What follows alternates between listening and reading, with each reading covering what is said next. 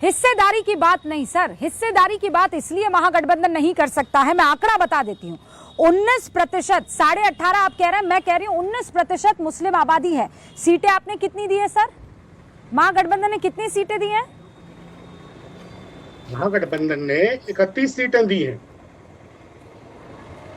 All right, wonderful. और 13% यादव को कितनी सीटें दी हैं?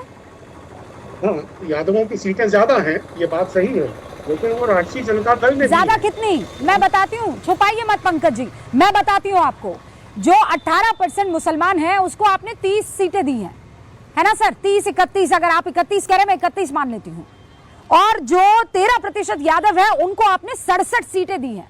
और फिर आप कहते हैं हम मुसलमानों के पैरोकार हैं, जिसकी जितनी संख्या भारी उसकी उतनी हिस्सेदारी। You fall flat on your face sir. कहां? सब झूठ साबित हो गया। और इसीलिए अब इस मसले को मैं आगे ले जा रही हूं, जातिवाद पर ही क्या बिहार में वोट होगा क्या? हर्षवर्धन त्रिपाठी जी। रूबिका जी, मुझे लगता है कि यही कहकर ये लोग इस पिच पर फंस गए हैं। जातिवाद पर वोट हो रहा है, इसमें कोई भ्रम है क्या? और इनको मुस्लिम और यादव समीकरण दिखता है। और भारतीय जनता पार्टी और जनता दल यूनाइटेड ने एक साथ बैठकर सीटें तय की, इसलिए उनको पता है कि फॉरवर्ड क्लास है, ओबीसी है, ईबीसी है, गैर यादव, सब उनके पास है। और यहीं तो जाकर पीटता है ना विपक्ष बार बार। और जब ये कहते हैं तो एक आपने बताया कि मुसलमान कितना है और उसको कितना टिकट दिया, क्योंकि ये तो कहते हैं भाई ये मुसलमानों खैर ख्वाह। दूसरा भी बताइए रूबिका जी, बिहार में 35 वर्षों से 35 ईयर्स 35 वर्षों से यादव, कुर्मी, मुसहर, उन्हीं का शासन। लालू प्रसाद यादव, राबड़ी देवी, वो भी उनकी पत्नी, नीतीश कुमार और जीतन राम मांझी। और उसके बाद अगर जब कांग्रेस के लोग जाकर कहते हैं कि वहां पिछड़ों को उनका अधिकार नहीं मिल रहा है, भारतीय जनता पार्टी में भी कौन? डेप्यूटी चीफ मिनिस्टर सम्राट चौधरी, जिसको नीतीश कुमार भी कह रहे हैं बड़े सम्राट जी बहुत जबरदस्त आदमी, फिर भी ये बोलेंगे। और मैं इसीलिए कह रहा हूं, जो विपक्ष जहर घोलना चाहता है जाति का, दोनों का फर्क समझिए। जाति के नाम पर भागीदारी, सामूहिक, सामाजिक, लेकिन कांग्रेस और जो अभी जो बताया जिस तरह से ना, वो आंकड़े लोग सुन रहे होंगे तो हंस रहे होंगे। एनडीए और गठबंधन जब बता रहे थे तो लगभग वही आंकड़े दे रहे थे और कह रहे थे कि हमने बड़ा कमाल कर दिया। ये जो जाति का जहर घोलने की कोशिश है, इसकी वजह से इस जहर को बिहार की जनता बर्दाश्त नहीं करती है। 35 साल से इन लोगों को सत्ता का मुंह देखने को नहीं मिला, और फिर 2025 में वही होने जा रहा है, क्योंकि आपने अलग अलग लड़के टिकट बांटा है। बीजेपी और जेडीयू ने, आप चाहे जो कह लीजिए कि एक दूसरे की पार्टी चला रहे हैं, क्या कर रहे हैं, दोनों ने मिलकर समीकरण के लिहाज से टिकट बांटा है, इसलिए वो ज्यादा बेहतर स्थिति में खड़े दिख रहे हैं।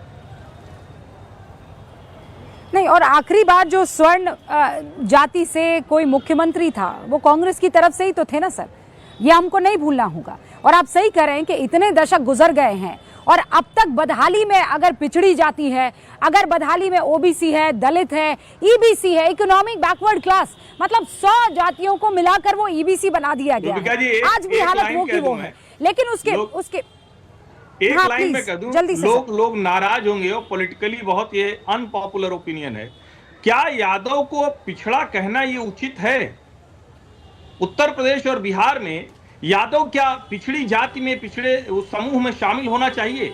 और मैं तो अपने गांव से बताऊं, मैंने तो आज तक किसी यादव को कमजोर नहीं देखा किसी भी तरह से, और न तो कोई उसके साथ छुआछूत होता है, न ऐसा व्यवहार होता है। देखिए, एक जो सामाजिक स्थिति होती है उसमें लालू के कालखंड में बदलाव आया, और वो मैं मानता हूं कि जरूरी था, क्योंकि प्री लालू कालखंड में करीब 44% विधायक ऊंची जातियों के रहे।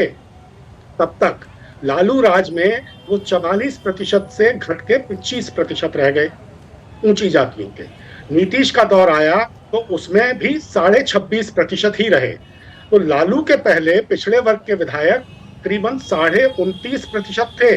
लालू के दौर में उनकी तादाद 43% पहुंच गई।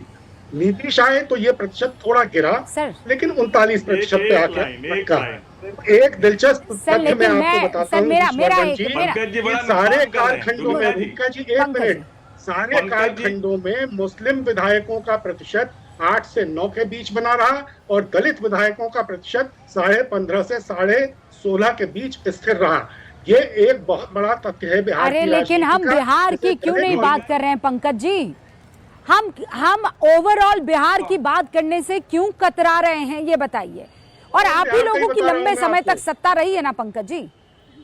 हाँ, मैं नहीं, बिहार में जो ये जातिवाद घोलने की कोशिश हो रही है। एक सेकंड डॉक्टर हर्षवर्धन, माफ कीजिएगा डॉक्टर साहब, तो आपको मतलब एक तमगा ही मिल गया है, लेकिन हर्षवर्धन जी एक सेकंड, बाकी मेरे 4 और मेहमान और उसके बाद मैं आपका रुक कर लूंगी। रोहन गुप्ता जी, अभी तो ध्रुवीकरण का भी मसला आ गया है।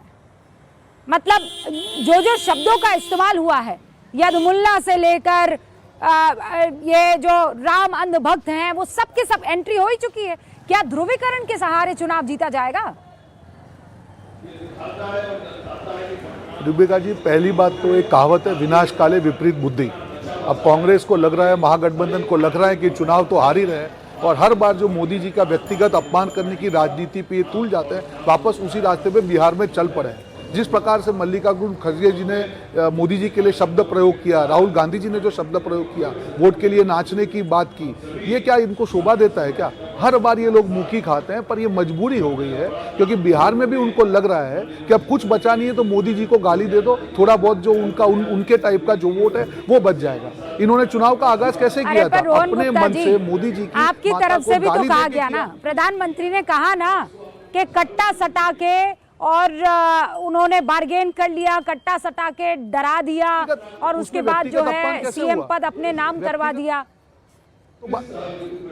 रूबिका जी, आप एक वरिष्ठ पत्रकार है, एक चीज आप समझिए, व्यक्तिगत अपमान और कटाक्ष में, व्यंग में फर्क होता है। और ये बात तो सही है कि कनपट्टी पे बंदूक रख के नहीं तो तेजस्वी को क्यों कांग्रेस पार्टी डिक्लेयर नहीं कर रही थी? कांग्रेस पार्टी को मालूम था कि जंगल राज का जो थप्पा है वो वापस चिपक जाएगा, जिसके कारण पर इसमें भी तो उपमा ही है ना, ये मजबूरी थी कांग्रेस पार्टी की। इसमें भी तो उपमा ही है ना रोहन जी, क्या इसमें उपमा नहीं है? जब वो कह रहे हैं कि ऐसे बिजी हो गए जैसे बेटे की शादी में हो, ये उपमा ही है। उनके बारे में थोड़ी कुछ व्यक्तिगत तौर पर कहा गया। बिल्कुल नहीं। जब प्रधानमंत्री के बारे में कोई ऐसी बात करेगा तो हम लोग यहाँ पर जिम्मेदारी से उस बात पर सवाल उठाने के लिए तैयार हैं। जी बिल्कुल। देखिए, जिस प्रकार से ये व्यक्तिगत टिप्पणी, तो क्या हुआ कि दूल्हे के अपने बच्चे की शादी की तरह नाचना, व्यक्तिगत टिप्पणी हुई ना। ये कहना छठ पर्व का मजाक उड़ाना, हर चीज में मजाक उड़ाना, हर चीज में मजाक उड़ाना। तो ये जैसे आपको याद हो, चुनाव का आगाज कहां से हुआ था? मोदी जी की माता को गाली देने से उनके मन से चुनाव की शुरुआत हुई थी। तो ये व्यक्तिगत अपमान नहीं है तो क्या है, मुझे बताइए। हाँ। और बिहार की जनता उसका अच्छा, लेकिन इसके बिटवीन द लाइंस रीड करने की कोशिश कर रही हूँ बेलारी जी। ये खड़गे जी का ये कहना क्या ये बताता है कि प्रधानमंत्री नरेंद्र मोदी जितना यहाँ पर रहेंगे उतना मुश्किल वाला काम हो जाएगा महागठबंधन के लिए? और यही वजह है कि वो ये कह रहे हैं कि भैया इतनी रैली काहे कर रहे हो, मत करो। नहीं, खड़गे जी क्या करते उससे मुझे मतलब नहीं है। खड़गे जी का वो कहना हो सकता है कि उसको अब दूसरे तरह से भी देखा जा सकता है। वो ये कहना चाहते हो कि इस बेटे की शादी की तरह यहाँ जुटे हुए हैं ताकि नीतीश कुमार को यहाँ से हटा करके बीजेपी की प्राण प्रतिष्ठा करनी है, इसलिए यहाँ रहना जरूरी होगा। क्योंकि वो तो मन बना चुके हैं, नीतीश शाह जी ने बना लिया है कि यहाँ हमारी बीजेपी की सरकार होगी, नीतीश का अब कोई काम नहीं है। कल ललन बाबू ने भी इशारा कर दिया कि मुख्यमंत्री का चुनाव जो है। नहीं बेलारी जी, मैंने आज भारतीय जनता पार्टी के राष्ट्रीय अध्यक्ष से बात की है, वो खुद ये बात बोले हैं कोई वैकेंसी नहीं है। रूबिका जी, हम लोग यहाँ पर नियम कायदे से चलने वाली पार्टी है, और कायदा ये कहता है कि विधायक दल के नेता के तौर पर जब चुने जाएंगे नीतीश बाबू तो उनको सीएम बनाएंगे। अब टेक्निकली वो बात गलत तो नहीं कह रहे हैं ना, वो कह रहे हैं कोई वैकेंसी नहीं है सीएम की। इसकी बिटवीन द लाइंस भी तो रीड करेंगे ना आप?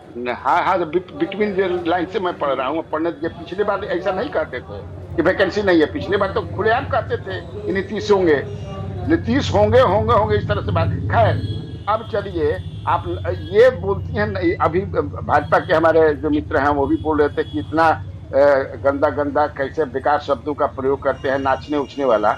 ये आप भूल जाती हैं कि प्रधानमंत्री ने कहा कि लालटेन वाले मुजरा कर रहे हैं, इसको भी थोड़ा सा बताना चाहिए ये कैसा शब्द है मुजरा का। और दूसरी बात, अभी हर्षवर्धन क्या बात कर रहे हैं? अभी मैंने सवाल पूछा है ना बेलारी जी, अभी तो क्रॉस क्वेश्चन किया है मैंने कि आपकी तरफ से भी इसी तरीके के। अरे तो अब वो आपने याद दिला दिया, जोड़ दीजिए, उसमें क्या बात होगी? लेकिन यही प्रश्न किया गया है कि ऐसी शब्दावली की कट्टा की सटा देंगे, क्या जरूरत पड़ जाती है, क्यों बोलना पड़ जाता है? अच्छा बताइए, ये तो सवाल पूछा है, कोई सवाल पूछने से कतराएगा थोड़ी। मुजरा और नाच में कौन बढ़िया है? अच्छा, कोई एलओपी ये बोलेगा, कोई एलओपी ये बात बोलेगा कि आके नाच लेंगे? क्या बात कर रहे हैं सर? कोई पीएम एलओपी को ये शोभा देता है कि आकर बोलेंगे नाच लेंगे? क्या व्यक्तिगत टिप्पणी की है? मैं ये कह रही हूं व्यक्तिगत इसमें क्या है बेल्लारी जी?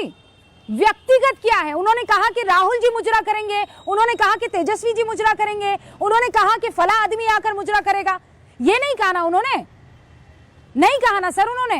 कंपेयर करेंगे तो फिर एकदम तीखा वाला कंपेयर कीजिएगा सर, और मैं नहीं डरती कंपेयर करने से। नहीं, आपने सुना नहीं एलओपी ने क्या कहा? एलओपी ने क्या कहा? लीडर ऑफ ऑपोजिशन ने क्या कहा? पीएम को स्टेज पर बुला दो, नचवा दो, नाच लेंगे। आप अगर आपको कहना ही है, तीखा कहना ही है, तो आप उस शब्दावली का इस्तेमाल कीजिए। ये लोग ऐसे हैं कि इनको स्टेज पर बुला लीजिए, नचवा लीजिए, तो वोट मांगने के लिए नाच भी लेंगे, इतना बोल देते। ये